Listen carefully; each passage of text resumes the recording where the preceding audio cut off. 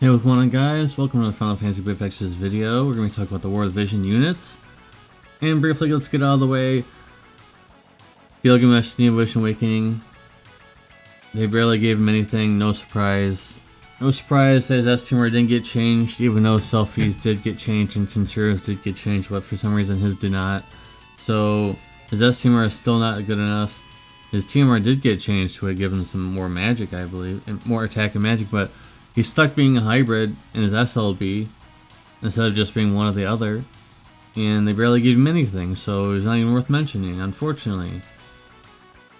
I can't believe they barely cared about him at all. I was really pumped this whole time, and then when it came out, I was like, wow.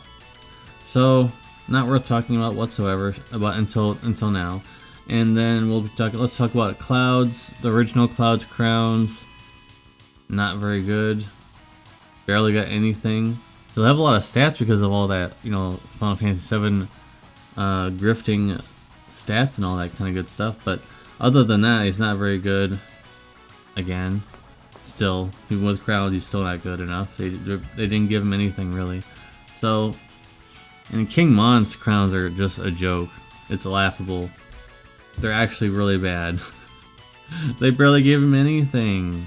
It's a joke. So I'm just not gonna waste your time on making slides for any of those because not really worth the time. Anyways, let's talk about Jayden here, whose TMR looks bad at first, but it can be crafted to +2, which gives it more stats and also more magic, more flight magic, I believe. This TMR is also not really the best because we already have 100 magic accessory, but this does give him 500 flight magic as well, so you wanna equip that. All right, so he has 150% light amp, 8 times cap, so that's already a pretty good thing there. 100 times mod for the LBSLB, and I didn't notice this at first, but then I did notice it. He does have a chance 30% for physical and magical attacks if it land on him to counter to give him a mod buff for that one turn. So that's an interesting way of giving him, not a mod buff, a store buff.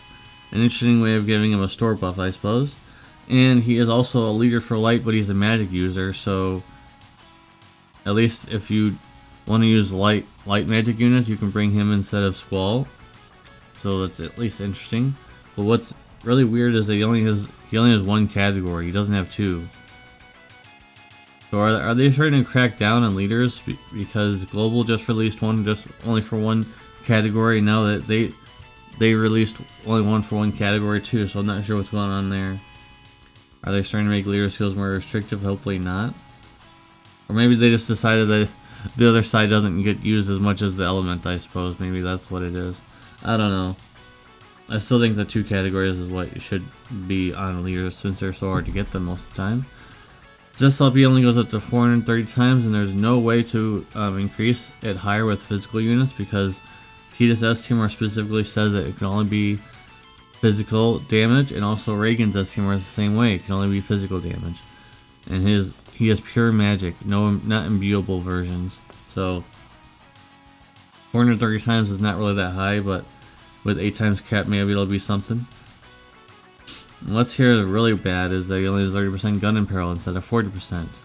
So this guy is definitely not a premium, but he is limited time. He is a collab limited time unit, so I was kind of hoping a little bit better, but he will be getting a 7 out of 10 just because he's a light leader for magic units instead of, I mean, you can be physical or magical, but he's a magic unit, so you'd probably want to bring only magic units, if you get what I mean. So if you have Squall, but you want to use light units for magic, then now you can bring this guy instead if you wanted to pull for him. Alright, let's move on to Glaciela. Her TMR is awful. You literally have to use her S-TMR. There's no ifs, ands, or buts about it. Her TMR is really bad. Like, you can't even say, oh, it has pretty good resist on it for once, because there's not a lot of has to have resist on them, but the stats are so bad. Alright, so her S-TMR, 231 attack, 500 fly attack for herself, of course. So what's interesting about this unit, actually, as we'll be talking about here, 150% wind amp, of course, but then she has another Grandis for 100% water amp. So she actually has 2 burst turns, but 2 different elements, of course, but 2 different burst turns, which is pretty interesting. She also has water and wind imbues. Her obviously her LB SLB is non-elemental, which is interesting. 100 times mod for LB SLB. And with Tidus, STMR, and Reagan's or Reagan's STMR, she can go up to 530 times, which is pretty normal actually.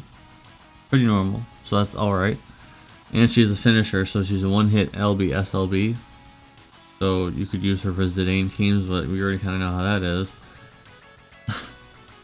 So for best damage output, she has to be under Zidane's leader skill, which is not the best because Zidane is not really that good, but it is what it is. I test out his damage even at EX1, unfortunately, but it doesn't really do a lot. Zidane doesn't do very much. So I don't know why they made him so weak. Maybe they don't like the wind element for some reason. And she only has 35% spear and peril on the SLB there, so not as bad as 30% gun and peril, but 35% spear and peril. I mean, would be nice to get 40% on that, but it's a nitpick, I guess. It's a slight nitpick. So she probably will be. I think she will be the strongest wind finisher now. Wind DPS, wind finisher, whatever you want to call it. I think she's better. I think she's more worth it to pull than Jayden, unless you like magic damage dealers. But I'll still be giving her a 7 out of 10 just because she's really just an if you want to look outside of the scope of her being the strongest wind finisher / DPS, she's just average otherwise. So that's why I'm giving her a 7 out of 10. And the reason why I'm not looking at their vision cards in this video, because they're not very good. They're standard. Well, actually not completely the standard, because they do have more attack and magic than normal, but not enough. It's only 130. And then the usual stuff in between, you know, the 500 flat stats at the end there. Just not a very good banner all around, I feel like. I feel like this banner is definitely skippable. I'm very sad about Gilgamesh Neo Vision Awakening being very lazy. That's all I can explain about it. It just feels lazy. They barely gave him anything. Cloud is also not very good. I can't believe that they fumbled so many crowns lately. A lot of the crowns haven't been very good or just passable. Crowns are supposed to be enabling old units to come back into the fold of being a damage dealer or whatever they may do again, but a lot of them just seem to be like way below where they should be. So with that being said, guys, that's gonna be it for this video. Thank you guys very much for watching. Again, this banner is probably a skip for most of you. If it most likely will come to global, but hopefully there'll be some buffs involved, but I doubt it. When's the last time global's done any kind of buffs that have been meaningful? It's been a while. I'll see you guys in the next video. Peace.